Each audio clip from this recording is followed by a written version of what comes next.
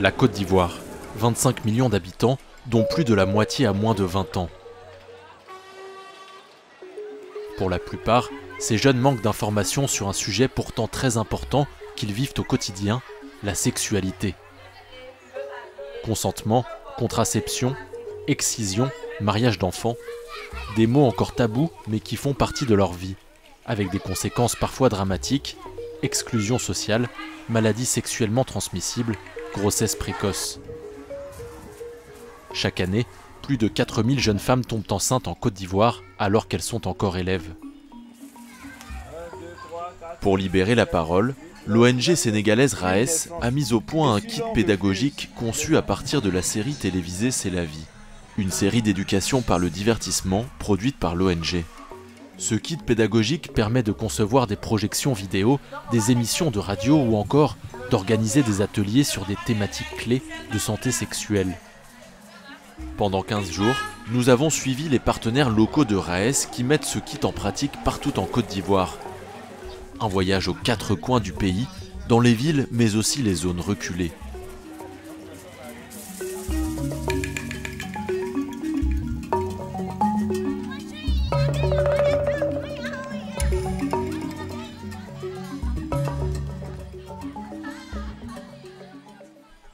Le quartier populaire d'Abobo est un des quartiers d'Abidjan les plus touchés par les grossesses en milieu scolaire. Cet après-midi, ces collégiens assistent à la projection d'un épisode de la série télé C'est la vie. Le point de départ d'une discussion sur les différentes méthodes de contraception. Tu peux avoir des relations sexuelles, mais tu ne veux pas de grossesse. Donc pour cela, on arrive aux différentes méthodes de planification familiale, c'est-à-dire les contraceptifs. On est d'accord? Qui connaît au moins 3 méthodes de contraception?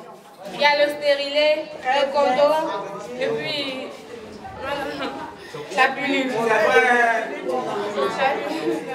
L'objectif au niveau scolaire, c'est de réduire ou alors d'annuler les grossesses en milieu scolaire. Vous avez vu la cible aujourd'hui, c'était de 15 à 19 ans.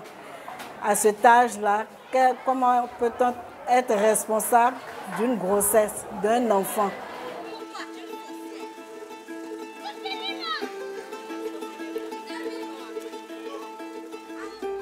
Yopougon, l'autre grand quartier populaire d'Abidjan.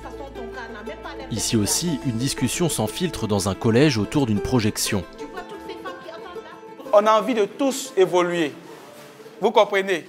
Et Aminata reflète ces personnes-là même qui n'ont pas d'actes responsables en matière de sexualité. La fiction est très utile pour changer leur comportement. Très utile pour changer leur comportement parce qu'on a essayé plusieurs méthodes pour essayer de changer. Mais on a vu qu'avec une série télévisée, ça impacte positivement et en grand nombre. Quand le jeune homme regarde le film, il s'adapte au quotidien, il s'adapte au film. Il se dit que, est-ce que ça pourrait pas être moi? Ensemble on sonne, ensemble on sonne. Clap one. Ce petit film que nous avons regardé, ce conseil que nous avons en tiré de cela, vraiment nous a touchés du plus profond de notre cœur. Ça nous aide à prendre conscience, à éviter certaines choses.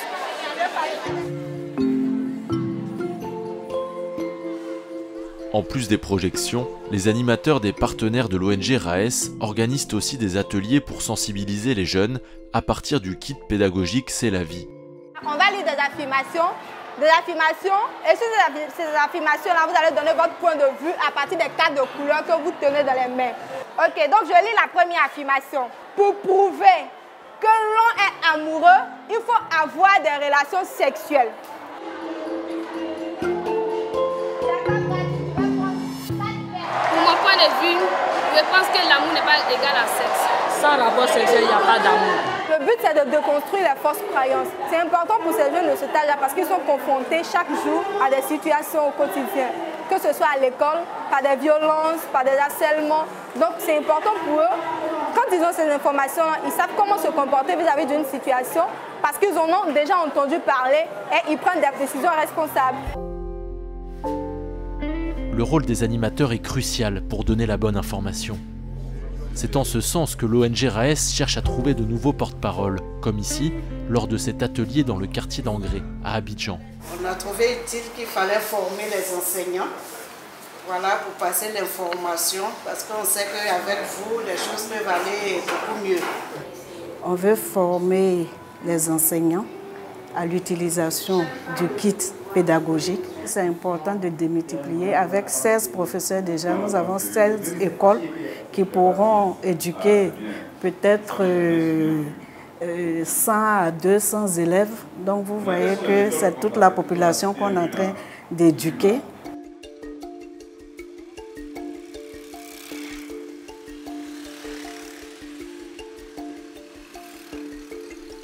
Notre voyage nous emmène à Daloa, au centre du pays. Là encore, une projection, mais cette fois-ci dans un centre de santé. Il m'a dit, qu'est-ce qui se passe? Tu es malade?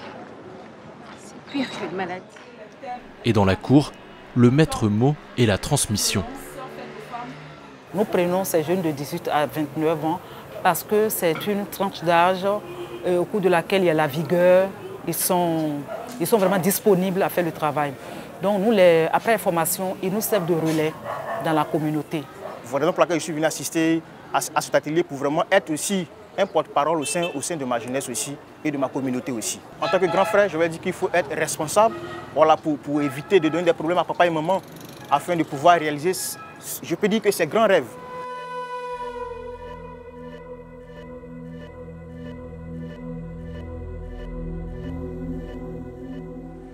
Direction maintenant l'ouest de la Côte d'Ivoire. Dans les zones rurales, les sujets liés à la sexualité sont encore plus tabous qu'en ville. Pour changer les mentalités, Ange, 18 ans, a décidé de s'engager. Régulièrement, elle organise avec son ONG des projections dans des foyers, mais aussi des discussions, comme cet après-midi au pied des cascades. Ces moments entre jeunes, sans adultes, permettent de libérer la parole sans honte ni préjugés. Il m'a violée, j'ai crié, il n'y avait personne à côté. Nous les filles, vraiment, nous souffrons. Jusqu'à présent, quand moi-même je m'assois, je souffre à l'intérieur de moi. Et quand j'apprends qu'une fille a été violée, vraiment, ça fait très très mal. Ici, les scissions, les violences et puis les abus sexuels sont beaucoup fréquents. Quand on est entre nous jeunes, on arrive à mieux s'exprimer. On arrive à mieux s'exprimer et à se comprendre aussi. Parce que en écoutant l'autre, toi aussi, tu as l'impression que tu as vécu la même histoire que cette personne-là.